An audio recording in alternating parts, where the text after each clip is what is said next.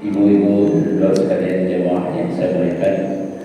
Alhamdulillah, kita bersyukur kepada Allah atas segala nikmatnya. Kembali Allah izinkan kita dapat menjalankan sebagian kewajiban kita sebagai muslim muslimah, sholat subuh berjamaah di awal waktu di tempat yang paling bagus, rumah Allah. Teriring doa mudah-mudahan seluruh rangkaian ibadah kita sepanjang malam hingga fajar, semua bentuk-bentuk ibadah kita semoga diterima oleh Allah Subhanahu wa taala. Salawat dan salam kita sampaikan semoga tetap terlimpahkan kepada dengan kita baginda Rasulullah Muhammad sallallahu alaihi wasallam, keluarga, sahabat-sahabatnya dan seluruh pengikutnya yang tetap istiqamah, tetap setia kepada jalan salahnya. Apa kabar Bapak Ibu semuanya, sehat? Alhamdulillah, mudah-mudahan tetap sehat, tetap terjaga atau dijaga oleh Allah. Dan jangan lupa, sering saya ingatkan untuk kita semua tetap menjaga kebahagiaan, kesenangan, dan kita memang harus senang, harus bahagia apapun keadaan yang Allah tetapkan kepada kita. Bagian dari cara kita menerima takdir Allah adalah ridho. Tadi di awal kita sudah ikrar, raditu billahi rabbah. Aku ridho engkau Allah Tuhanku. Jadi karena kita sudah ikrar, dalam satu riwayat siapa yang membaca ini, ikrar tadi dilanjutkan dengan Rabbi zidni ilma tadi. Kalau dibaca pagi hari sampai nanti asar sampai terbenam matahari, siapa yang membaca itu ini ikrar tadi, insya Allah Allah selamatkan dari kematian buruk. Jadi kalau meninggal dari subuh sampai menjelang terbenam matahari, insya Allah dipastikan wafatnya dalam husnul khotimah. Nanti baca lagi habis maghrib atau jelang maghrib, baca lagi ini. Kemudian kalau ia meninggal sampai terbit matahari, meninggal malam hari, maka dia pun juga insya Allah terjaga dari kematian yang buruk. Ikrar tadi Bapak Ibu, aku ridho Allah engkau sebagai Tuhanku, raditu billahi rabbah. Ini ikrar. Yang Tuhan Allah, berarti yang mengatur kita adalah Allah, yang menentukan hidup kita adalah Allah. Maka kita disuruh ridho. Ridho itu bahasa kitanya senang. Orang itu ridho, senang, suka. Maka ayat yang favorit ketika jelang kematian itu kalimatnya ridho. Orang yang dipanggil dalam keadaan ridho itu keren. Ya ayyatuhan nafsul mutmainnah irji'i ila rabbiki radiyatan mardiyah. Wahai jiwa yang tenang, ayo kamu pulang, kamu kembali kepada Tuhanmu dalam keadaan ridho, dalam keadaan senang. Allah pun senang. Radiyah mardiyah, ia ridho dan diridhoi. Ia ridho dan diridhoi. Itu pula kalimat yang diungkapkan oleh Imam Bukhari. Saya pernah ceritakan ya, Imam Bukhari wafatnya kayak apa? Masya Allah. Ketika mau meninggal, dia diusir dari Naisaburi, kemudian diusir lagi di Bukhara, diusir lagi di Samarkand, di tempat itu. Bahkan diusir dari tempat kelahirannya sendiri.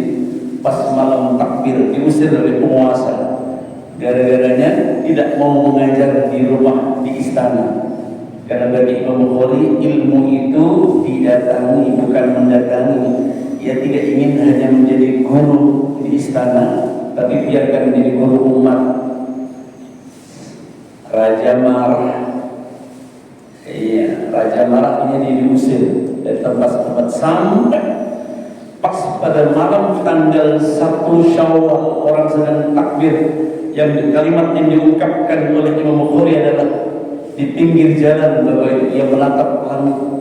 Ya Allah, jika hari ini engkau ridho, aku datang kepada, aku ridho ya Allah. Radiyah mardiyah. Wafatlah Imam Bukhari itu di pinggir jalan, Bapak Ibu. dalam keadaan ridho. Aku ridho jika hari ini, jika malam ini Engkau izinkan aku pulang kepadamu, ya Allah, aku ridho. Nah, kalimat ikrar itu menjadi kuat sekali jika kita maknai. Raditu billah rabbah. Aku ridho Engkau Allah sebagai Tuhanku. Berarti yang ngatur hidup kita adalah Allah, yang ngatur rezeki kita adalah Allah. Semuanya yang ngatur anak, istri, suami, apa yang Allah berikan kepada kita, semua adalah Allah. Maka kuncinya aku ridho. Maka Allah Subhanahu wa taala dalam ayat kursinya mengatakan, man lam yarda biqada'i wa lam yasbir 'ala al-bala'i falyakhruj min tahti as-samawati wal ard. Ya. Wal yaltamis rabban siwa. Ini ancaman Allah keras ini. Siapa yang tidak ridho, man lam yarda biqada'i, siapa yang tidak ridho dengan takdirku, dengan ketetapanku, enggak sabar dengan ujian yang aku berikan. Kita akan diuji, Pak, takdir Allah. Diuji pasti dengan dua. Ada kadang-kadang diuji dengan yang enak, wa nabluukum bisyarri wal khairi fitnah. Kadang Allah uji kita dengan yang enggak enak. Pasti hidup kita seperti itu. Siapa yang tidak ridho dengan takdirku, enggak sabar dengan musibah yang aku berikan, silahkan keluar dari bumi dan langitku. Cari Tuhan selain aku. Kan bentuk kemurkaan Allah bagi orang yang tidak ridho. Maka ikrar ini penting. Saya masih ingat waktu kecil di SD, di madrasah, mau masuk kelas baris itu, sebelum masuk kelas kita teriak bareng-bareng, raditu billahi rabba. Ya Allah, ternyata keren banget. Jadi orang tua kita, guru-guru kita di madrasah masih kecil itu sudah ditanamkan bagaimana tauhid. Ya, bagaimana bertauhid bahwa hidup kita ada dalam kerangka Allah, hidup kita ada dalam pengaturan Allah. Kita silahkan berencana, kita silahkan melakukan perjalanan, tapi tetap harus ujungnya tawakal tetap kepada Allah Subhanahu wa taala. Tetap penentunya adalah Allah. Ikhlas dengan semua ketetapan Allah Subhanahu wa taala. Berat memang. Itu kenapa para ulama mengatakan di antara pelajaran rukun iman yang paling berat adalah iman kepada takdir Allah. Dari 6 rukun itu, amantu billah wa malaikatihi wa kutubihi wa rusulihi wal yawmil akhir wa bil qadri khairihi wa syarrihi min Allah ta'ala. Iman kepada yang 6 adalah kepada takdir Allah, yang baik maupun yang buruk. Jadi ketetapan Allah kepada Bapak, Ibu dan saya bukan hanya yang enak, yang enggak enak pun semua itu adalah ketetapan Allah, harus kita terima. Kenapa? Karena yang Tuhan Allah, bukan kita penentu. Nanti baru para ulama menjelentrehkan, membagi ini karena ini. Itu yang harus kita yakini betul bahwa hidup kita ada dalam garis yang ditetapkan oleh Allah Subhanahu wa taala. Maka kemudian ketika kita bicara tentang musibah, ditunjukkan lewat Quran dan Sunnahnya, lalu ulama menjelaskan ini masuk dalam kategori apa? Musibah itu ada 3. Ada kalanya musibah itu menjadi ujian. Ini untuk siapa? Untuk orang-orang saleh, untuk orang-orang sedang menapaki iman yang hebat. Para nabi dan rasul tidak pernah lengah dari musibah, dari ujian. Musibah bagi para nabi dan rasul, bagi para ulama, bagi orang-orang saleh, musibah itu menjadi ujian. Ujian fungsinya untuk apa? Meningkatkan derajat. Seperti anak-anak kita mau naik kelas, diuji dulu. Mahasiswa kita mau naik tingkat, diuji dulu. Maka musibah bagi para ulama, musibah bagi orang-orang saleh adalah ujian. Tujuannya menaikkan derajat kita di sisi Allah Subhanahu wa taala. Ada yang diuji dengan sakit yang panjang, orang soleh. Ada yang diuji dengan ekonomi yang tak juga kunjung membaik, dia orang soleh. Maka fungsi ujiannya, musibahnya seperti itu, ujian untuk meningkatkan kualitasnya di sisi Allah Subhanahu wa taala. Yang kedua, musibah itu ada kalanya menjadi peringatan. Untuk siapa peringatan itu? Untuk orang yang lalai. Dia beriman kepada Allah, tapi ada kalanya dia lalai. Suruh sholat gak mau sholat, Ramadan gak puasa, padahal dia beriman. Datang musibah. Nah, untuk mereka, orang-orang yang sedang lalai, musibah bagi mereka adalah peringatan. Sekarang Allah sedang bilang, nah, jangan lama-lama kamu terus seperti itu. Aku berikan peringatan ini. Peringatan bertingkat-tingkat. Ada yang sederhana, mungkin diuji dari anaknya, mungkin diuji dari istrinya, suaminya, ekonominya, sakitnya. Maka kita disuruh dia dalam keadaan apa?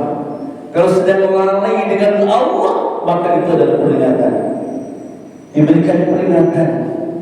Seperti guru memberikan peringatan kepada anak yang bandel, nah jangan bandel, nanti kamu gak naik kelas. Itu peringatan. Nah, awas jangan berani ganggu temannya. Itu peringatan. Saking cintanya guru kepada murid yang bandel tadi, dikasih peringatan. Untuk apa? Kembali. Kembali itulah yang disebut dengan taubat, Bapak Ibu. Tadayatubu taubat, artinya apa? Kembali dari bengkok menuju lurus. Dari bengkok menuju lurus. Maka siapa orang yang disuruh kembali? Yang disuruh taubat itu siapa, Bapak Ibu? Orang beriman. Coba. Allah menyuruh taubat itu kepada siapa? Bukan kepada orang kafir. Bukan. Orang yang ia beriman tapi sedang belok-belok jalannya. Maka Allah bilang, nak kembali segera. Kamu jangan terus-terusan seperti itu. Kembali ke jalan Allah, ke jalan yang aku ridhai. Allah bilang. Lihat konsep Qur'annya di akhir Nabi. Keren itu. Ya ayyuhalladzina amanu tubu ilallah taubatan nasuha. Yang disuruh taubat siapa? Orang beriman, Bapak Ibu, bukan orang kafir. Bukan orang kafir, bukan orang munafik. Yang disuruh oleh Allah adalah orang beriman. Artinya apa? Sehebat apapun iman kita, iman saya, ada waktu kita berbelok. Sehebat apapun iman kita, ada waktu di mana iman kita yang iman kita turun. Maka Nabi bilang, al-imanu yazid wa yanqus. Iman orang siapapun iman dia, mau bergelar ustaz, kiai, buya, habib sekalipun, semua pasti imannya naik turun, kecuali Rasulullah SAW. Kalau iman para nabi langsung naik sampai wafatnya. Puncaknya ketika wafat, iman di puncak. Tapi selain Nabi, selain Rasul, iman sama, naik turun. Ketika belok-belok, ketika iman sedang turun, jalan kita berbelok-belok, orang seperti itulah yang disuruh oleh Allah untuk kembali. Tunggu, hai orang beriman, taubatlah kamu. Maka sekali musibah untuk orang yang sedang lalai, itulah yang disebut peringatan. Untuk apa? Agar supaya kembali. Ayo kamu jangan belok-belok terus. Kembali di jalanku, kembali di jalan Allah. Yang paling buruk musibah itu, yang ketiga adalah, nah ini, insya Allah tidak kena kepada kita orang muslim, tidak. Musibah itu menjadi adab. Untuk siapa musibah ini adab? Orang kafir yang menantang Allah. Lihat umat terdahulu, umatnya Nabi Nuh, umatnya Nabi Lut, Nabi Soleh menantang. Kalau kamu benar, datangkan azab. Oh, selesaikan. Nabi Nuh bikin program. Jadikan hatinya yakin akan kebenaran. Ini anugerah, Pak. Orang kalau tidak dikehendaki oleh Allah kebaikan pada dirinya, Allah buka hatinya lapang untuk menerima kebenaran. Yakin betul dengan kebenaran. Kan nggak semua orang begitu, Pak. Nggak semua orang mudah menerima kebenaran. Ada orang menerima kebenaran dari siapa dulu, gitu. Padahal Sayyidina Ali bilang apa? Undur, lihatlah, ma qala wa la tandur man qala. Lihat apa yang disampaikan, jangan lihat orangnya. Ini dalam konteks meluluhkan hati dari kesombongan.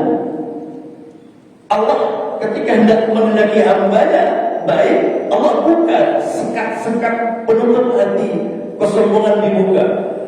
Maka wa ja'ala bil yaqin was-sidqa, dalam dirinya digelontorkan keyakinan akan kebenaran. Dari mana kebenaran itu? Quran bilang apa?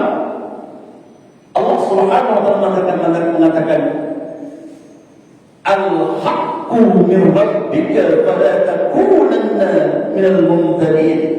Kebenaran itu datang dari Allah, maka jangan pernah ragu menerima kebenaran itu. Boleh jadi kebenaran itu datang dari orang rendahan batu.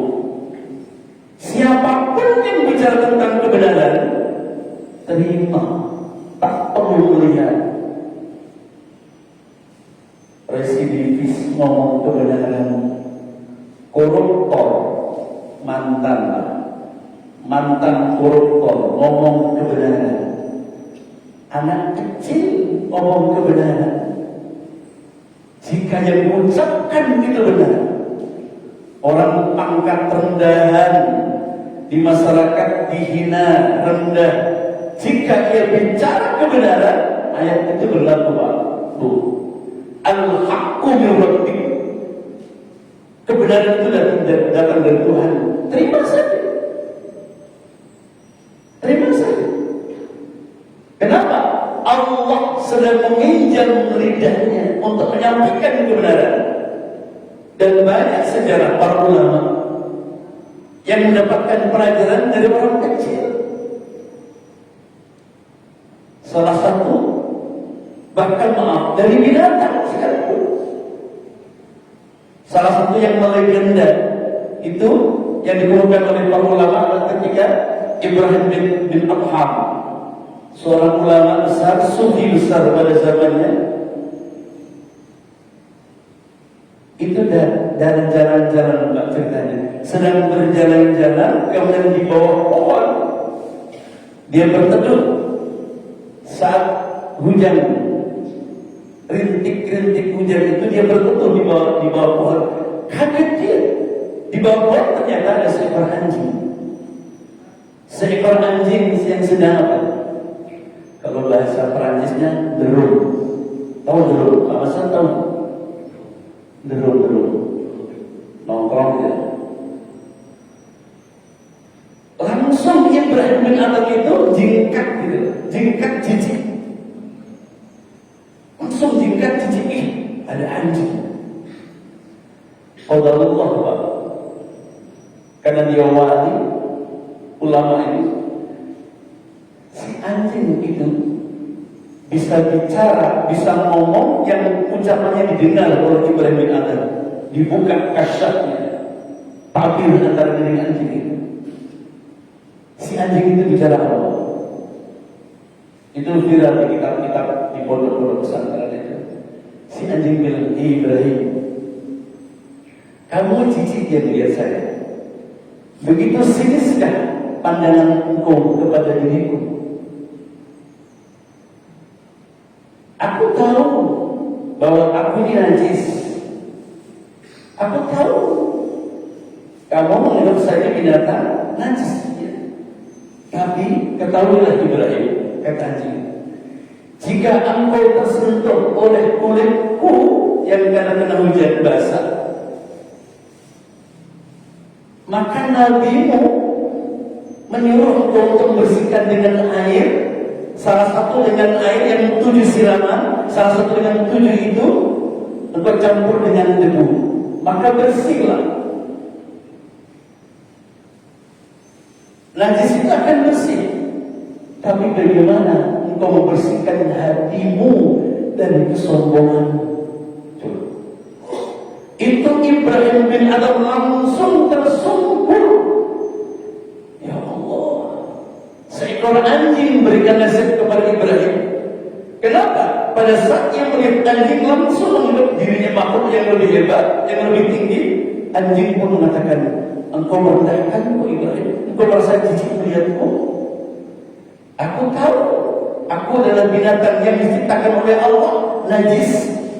Ketika engkau menyentuhku karena hujan itu. Tapi tahulah Ibrahim, engkau cukup membasuh 7 kali dengan mencampur dengan debu, maka najis itu hilang. Tapi bagaimana engkau membersihkan hatimu dari kesombongan? Ibrahim bin Adham nangis tersungkur minta ampun kepada Allah. Coba, Bapak Ibu, kadang kebenaran itu datang dari siapapun, dari anak kita, dari orang rendahan, dari siapapun, anak kecil. Bahkan boleh jadi di masyarakat dia tidak dianggap. Tapi ingat ayat tadi, jika ia bicara tentang kebenaran, maka yakinlah bahwa al-haqqu min rabbik, kebenaran itu datang dari Tuhan. Jangan ragu. Fala takunanna minal mumtarin, jangan pernah ragu kalau menerima kebenaran itu. Dan itu diajarkan Rasulullah. Sahabat-sahabat ulama diajarkan, jangan menyelidiki. Sampai Sayyidina Ali ngomong kayak gitu, lihat yang disampaikan, jangan lihat orangnya. Maka sama Nabi ajarkan itu, kalau kau sudah benci, jangan benci orangnya. Kalau ada orang ahli maksiat, benci kemaksiatannya, lalu doakan semoga dia terhindar dari kemaksiatan, bukan membenci orangnya. Kalau kita membenci orangnya, dia sudah bertobat, kita masih membenci waktu. Dan itu bahaya. Dan itu banyak kisah-kisah orang sudah diampuni oleh Allah, orang dimulai oleh Allah, tetap di masyarakat masih menghinanya, melecehkan, padahal ia mulia di sisi Allah Subhanahu wa Ta'ala dengan taubatnya yang tidak diketahui oleh siapapun.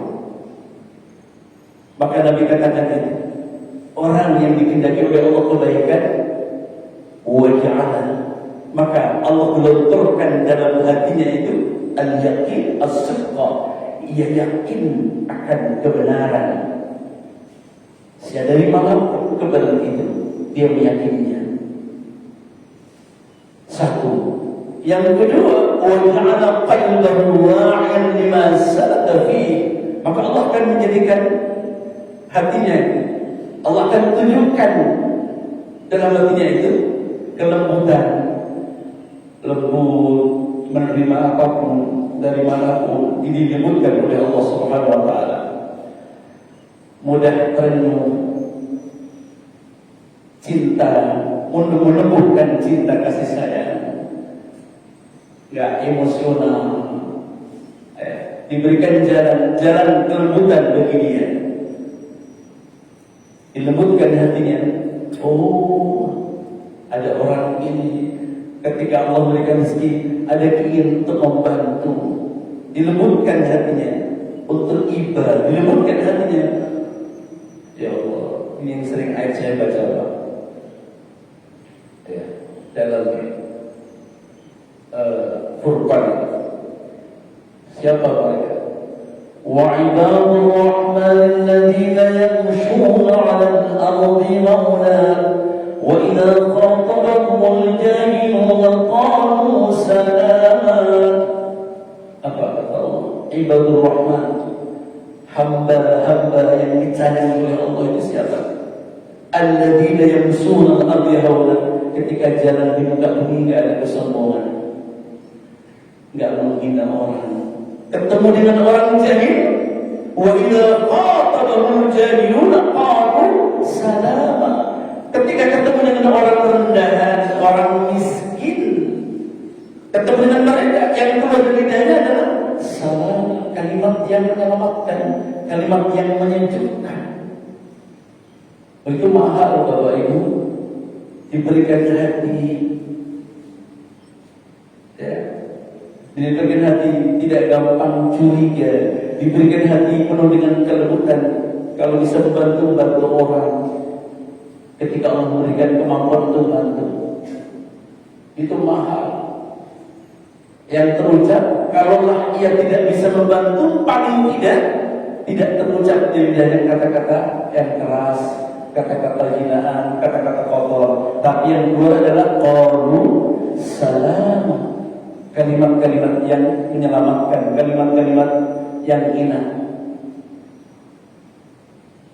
Ketika kehadirannya menyelesaikan masalah, hadir di mana orang senang.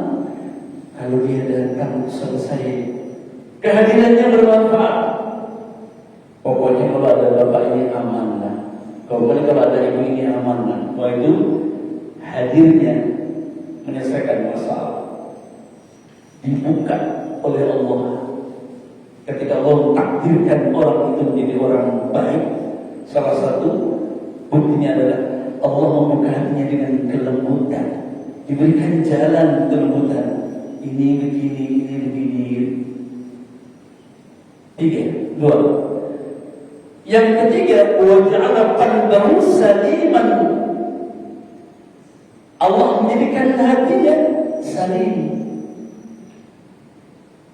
tentram, hatinya tentram, enggak gerusa-gerusu, ya. Punya kemampuan untuk menahan emosi. Kalau dalam Quran, ciri di antara orang bertakwa, yunfiquna fis-sarra'i wal kadhimina al-ghayz, punya kemampuan mengendalikan emosi. Itu orang yang hatinya salim. Ia punya kemampuan memprotek hatinya untuk tidak mudah marah. Kalau tadi ada jalan kelembutan ketika menghadapi orang yang ingin membantu, kalau yang ini tidak tenang, tidak gerusak-gerusu. Ada masalah-masalah kecil, sedang, besar, ia sanggup menerima. Allah berikan hati seperti itu, tidak meledak-ledak, hati yang saling. Quran menceritakan tentang Ibrahim kelak ketika bapak ibu dan saya mati. Allah menyebutkan hati yang salim. Man atallaha biqalbin salim. Ya. Pada hari itu anakmu, hartamu tidak memberikan manfaat. La yanfa', enggak ada manfaat. Illa man atallaha biqalbin salim. Ketika ia datang kepada Allah, hatinya salim, salim tenang, ya sudah.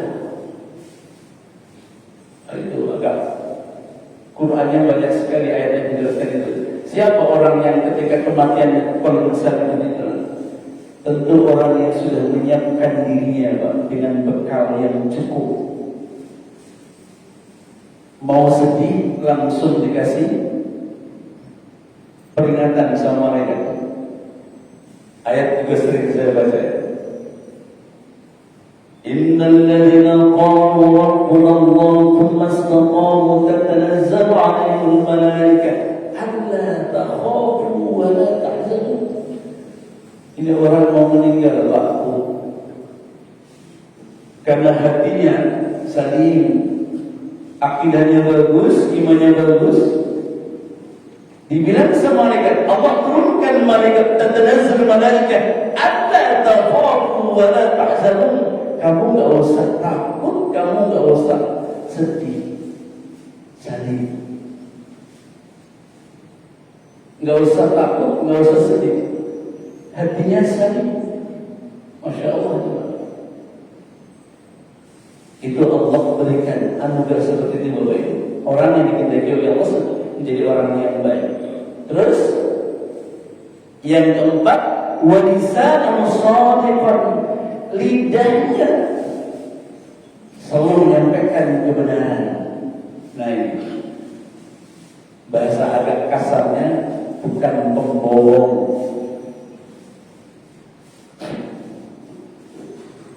Dan lagi viral nih, bohong. Orang yang dikehendaki kebaikan oleh Allah, wa lisanan shadiqan, lidahnya tidak berucap kecuali kebenaran, tidak suka bohong. Orang kalau sudah bohong itu tidak dipercaya sama orang, selesai Pak. Di masyarakat bilang, awas kalau ketemu orang itu, kenapa? Dia pembohong.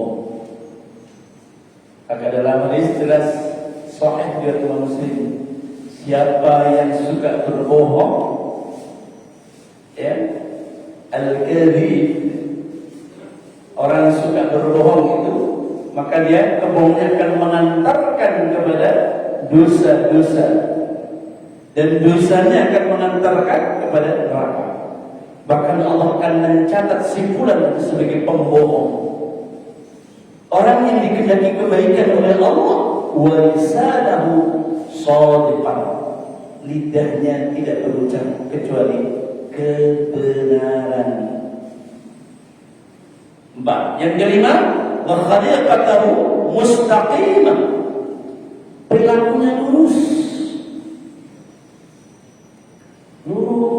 Orang itu lurus, nggak neko-neko. Diajak bilang nggak mau.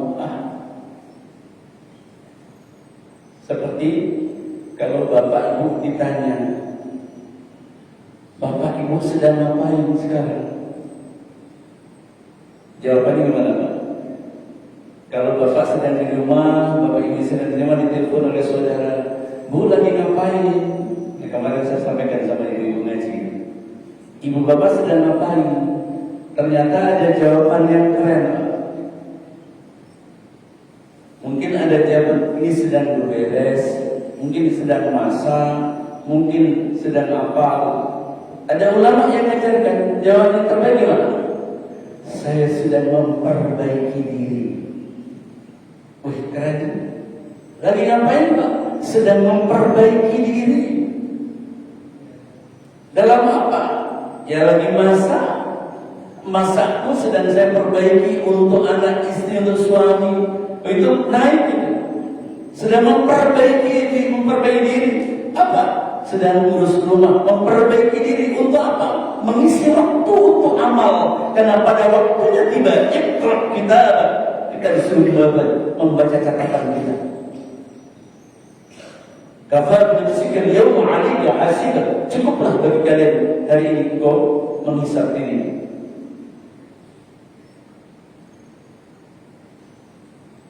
Khaliqah, jadi perbuatan lurus, untuk kita suruh mengevaluasi terus setiap saat.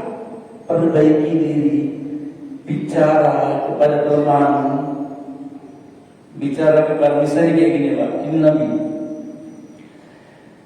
Nabi itu kalau didatangi oleh orang siapapun, kadang-kadang saya pernah juga merasa salah. Jujur saya pernah merasa salah itu. Didatangi orang, kalau Nabi didatangi itu gini, ada orang datang, Nabi sedang begini, kemudian datang dari sini, itu langsung Nabi balik, salaman, dia salaman.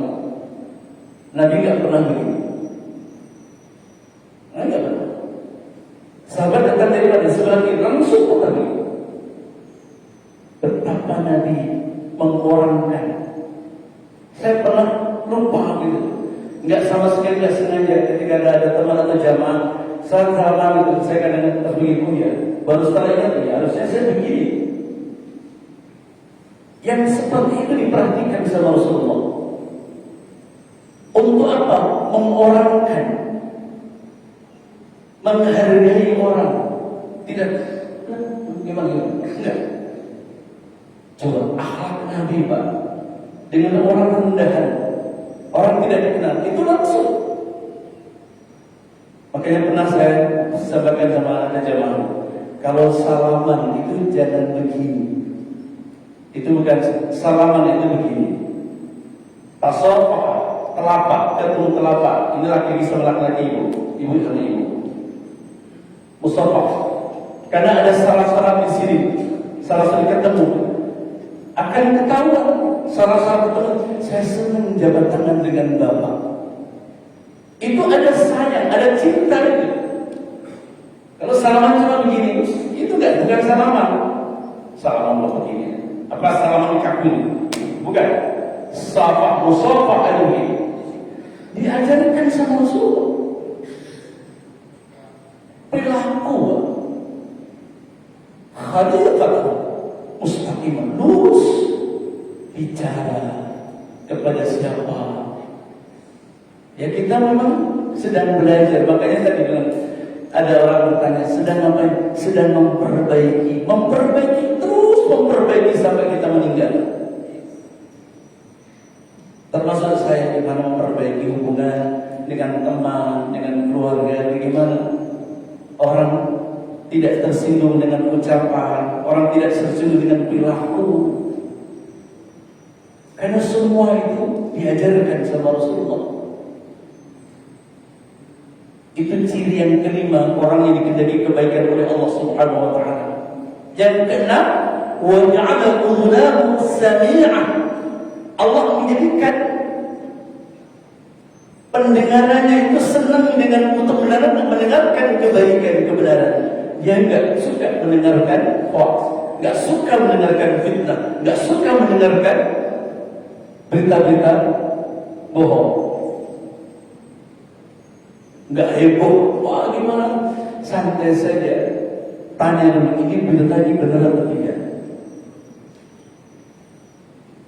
Hati-hati betul, apalagi sekarang di era media sosial, medsos, era digital.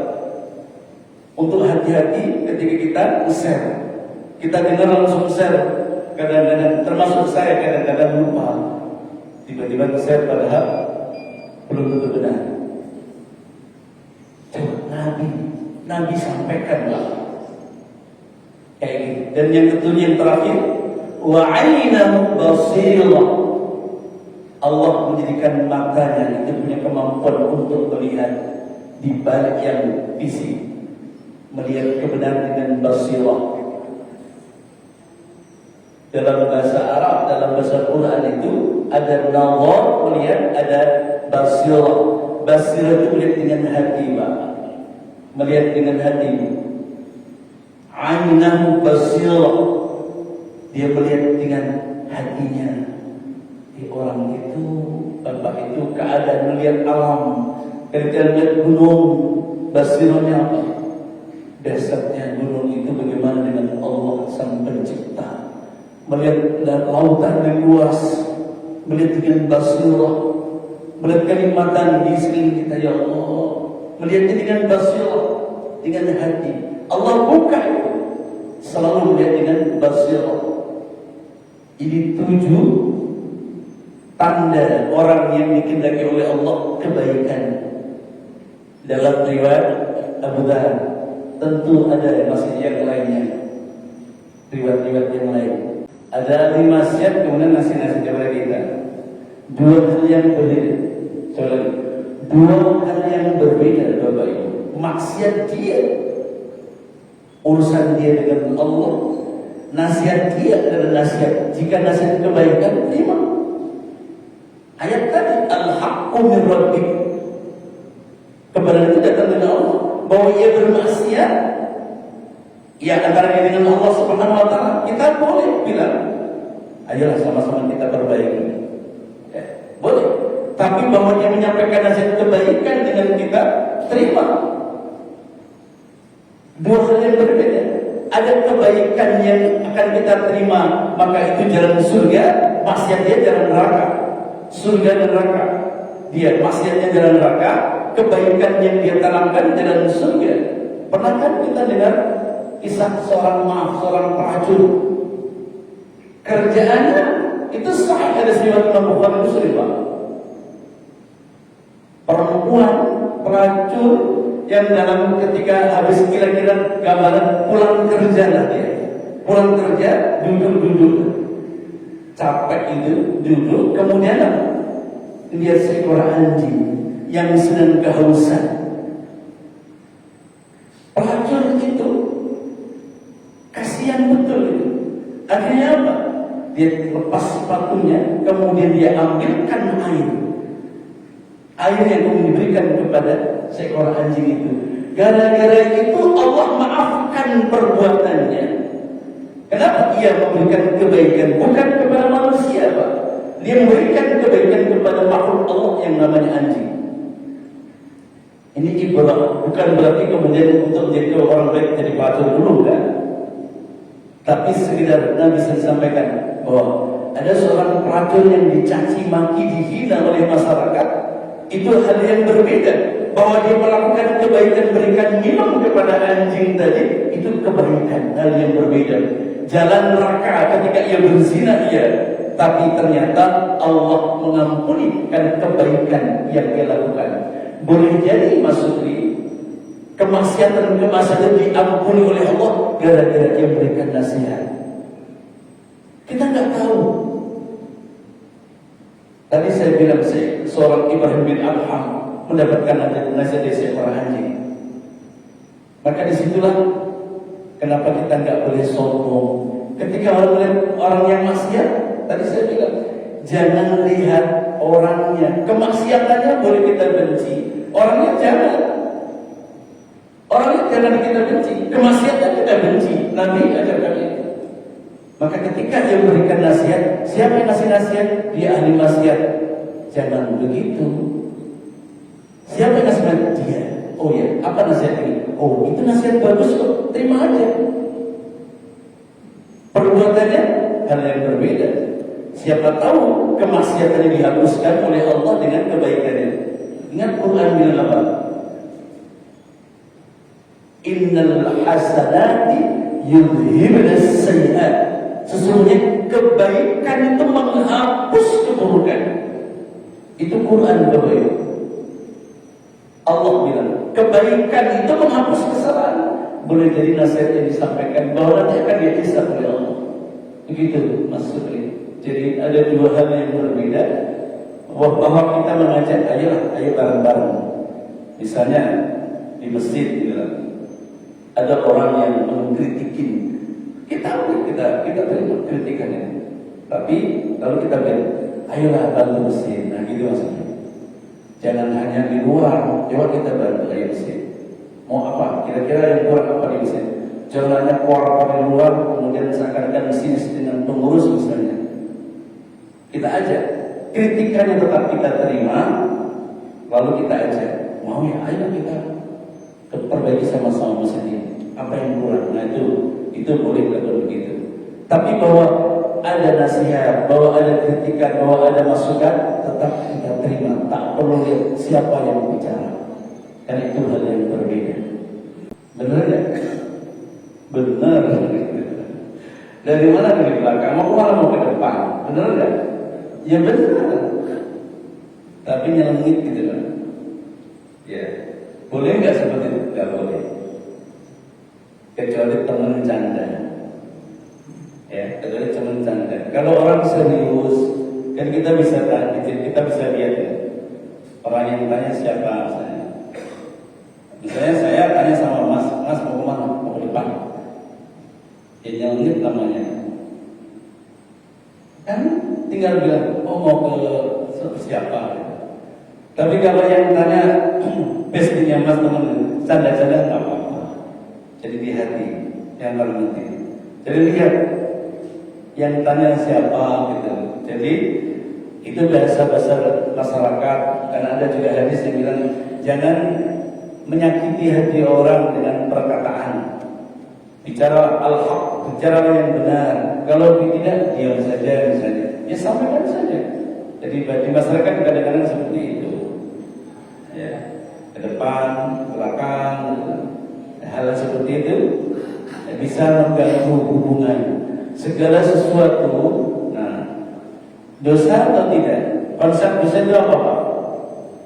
Dalam hadis ini sahih riwayat Imam Muslim. Dosa itu segala sesuatu yang membuat Bapak, Ibu dan saya tidak nyaman. Itu dosa. Makanya Nabi mengatakan apa? Tanya dengan hatimu. Hatimu itu ada nasihat. Saya baru tadi ngomong apa ya? Kok saya ditanya ngomong nyelkit banget? Habis kayak gitu kok ternyata merasa. Kalau saya tanya terus jawab itu kan pasti setelah itu lewat. Tadi kok saya jawab kayak gitu? Ada perasaan nyesel. Itu berarti dosa. Tapi kalau yang tanya teman kita, kemudian saya sambil canda, mau ke depan, oh ke depan ya. Nanti pulang belakang ya canda kayak gitu, ya enggak, biasanya enggak ada. Tapi kalau masuk ke dalam hati kemudian merasa, tadi kayaknya saya nyinggung perasaan, nah itu dosa. Jadi untuk mengukur perbuatan kita dosa atau tidak, sebetulnya Nabi bilang, tanya dengan hatimu. Kalau hatimu merasa tidak nyaman, itu disebut al-ibr, itu dosa. Dalam konsep kehidupan sosial kadang-kadang banyak kita temukan kayak gitu, yang seperti itu. Ya, sekedar ketemu, jangankan kata-kata, maaf, pandangan wajah saja. Assalamualaikum, bersalam. Kita yang mengucapkan salam itu kadang-kadang terasa, itu kok jawabnya kayak gitu. Padahal kita salam.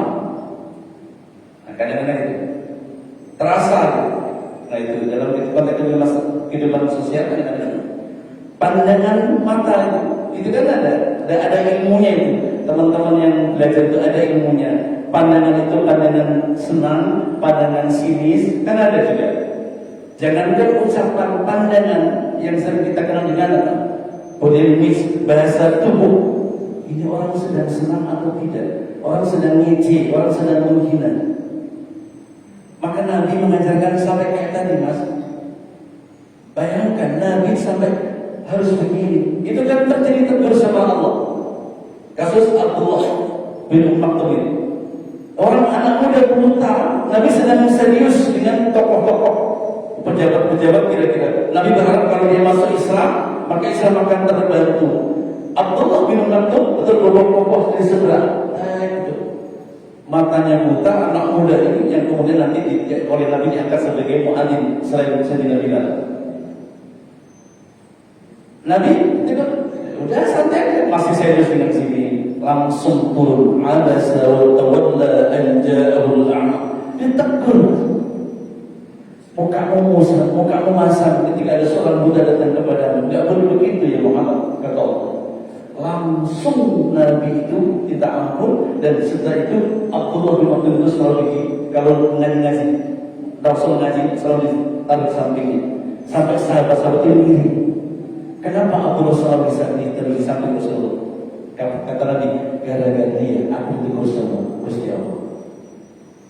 Ini etika dalam konteks sosial. Nabi selalu ditegur sama Allah gara-gara body language-nya nggak nyenengin.